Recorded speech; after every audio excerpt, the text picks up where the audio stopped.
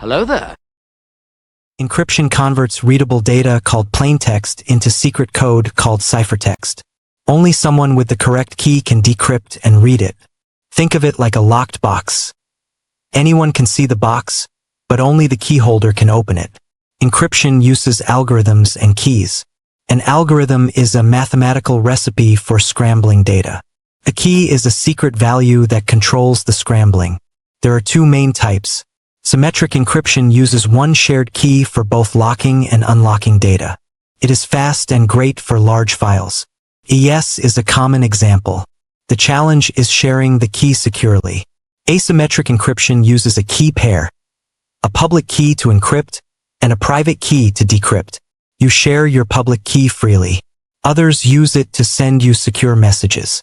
Only your private key can open them. This solves the key sharing problem. RSA and ECC are popular asymmetric methods.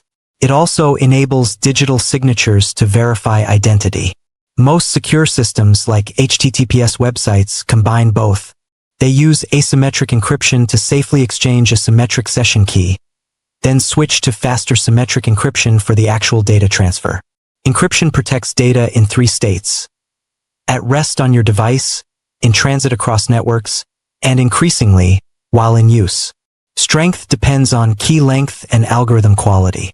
Longer keys mean more possible combinations, making brute force attacks impractical. AS256 is considered unbreakable with today's technology. You use encryption daily.